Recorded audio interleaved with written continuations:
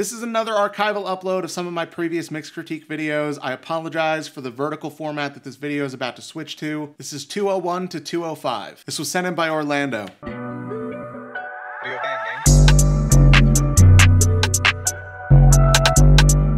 Right away, way too much sub and way too much high mids. Like the whole mid-range, the low mids, it's empty, man.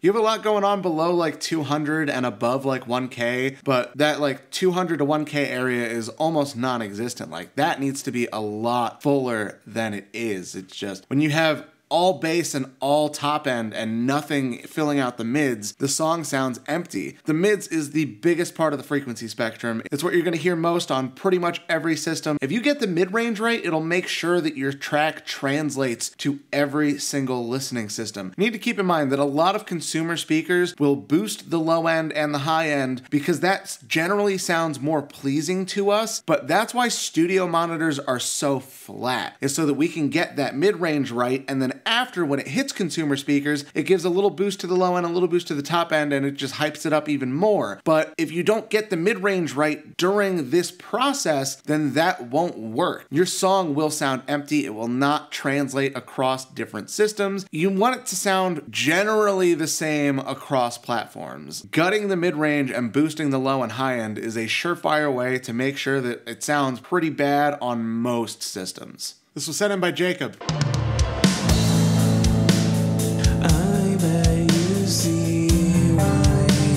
Alright, the instrumental part sounds not that bad. It's maybe a little on the dark side. Could probably use a little more top end in the instruments. But dude, the vocals don't sound good. Like, definitely need to be tuned. Ideally, they would be performed better to begin with.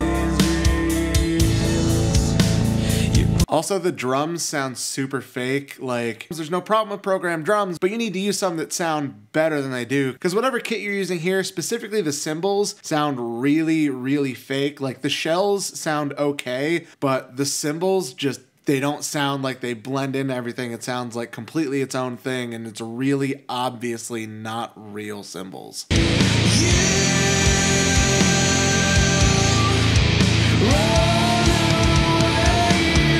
So when we get into the chorus, the vocals started to sound a little better. The mix overall honestly doesn't sound too bad, but it also feels like you low passed a lot of stuff too much. It feels like the top end, like everything above 10K, is almost non-existent. It is a good idea to low pass some stuff, but you don't want to low pass everything. Like specifically cymbals and vocals and synths and keys, I would almost never low pass. Guitars, I do low pass sometimes, but usually not below like 12K. Don't get me wrong, you don't want the top end to be overpowered, but you need it to still exist there. This was sent in by Ben. We have lost, and we've lost plenty.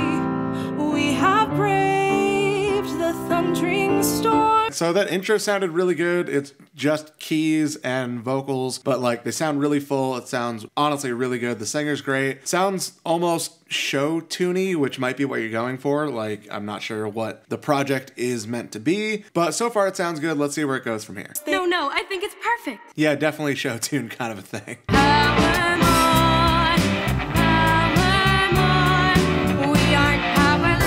All right, when all the instruments kick in, the drums sound like they're in a really shitty room. The guitar is way too much high mid bite. Like, it's completely drowning out the vocals, and it's also getting a little harsh. Yeah, man, so like it has a show tune vibe, so I'm not gonna get super nitpicky here, but like the guitar tone is not great. Like, that's gotta be fixed. And the drums either really need to be recorded in a much better sounding room or a much deader sounding room, because they sound like a bedroom recorded drum set. Like, there's just a weird, shitty room ambience around the entire drum kit, which is honestly kind of killing everything for me. The vocals sound really good. Like, everything could probably benefit from some mix bus compression to just make things gel together a bit more, but the big problems for me are the drum sound because of the room and the guitar tone. This was sent in by Lewis. I moved into a new house, and I found that it was haunted.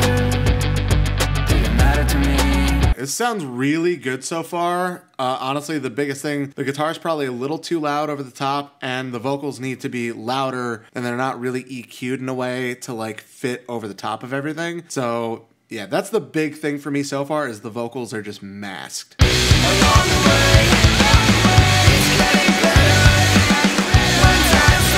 The drums sounded all right for the first section of the song. Like it sounded like more of an electronic thing. So I wasn't being too nitpicky with the drum tone because electronic music is like has a lot of various drum sounds. But when we get into this section here and it feels like it's supposed to be more of a full band, the drums don't sound great. The cymbals are really washy. You got a lot of nasty mid-range in the drum shells and just a lot of washiness in the cymbals. That could be the room it was recorded in. That could be phase issues just from mic placement. And it could be a lot of things. But in general, the drums don't sound great, and also the vocals are still masked. That's the biggest thing for me overall. Like, it's still kind of a poppy track. Vocals are the most important thing in pop music. The vocals need to be out front, like in your face almost. Also feels like you might have overcompressed the bass a little bit. Like it's not really giving us the movement and like the ebb and flow that you would normally expect from bass in a song like this, which is like a telltale sign of overcompressing something. This was sent in by Simon.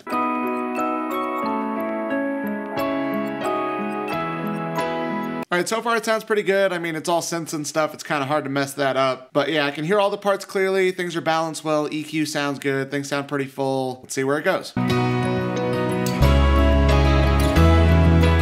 All right, we're starting to get a little repetitive here. You're adding stuff each time through the progression, but it's way too long. You don't need to repeat the progression 4 whole times just to add a new instrument each time. That's a minute and a half of intro. It's fucking boring. You can add those instruments through a single progression. There's no reason you need a minute and a half of this buildup.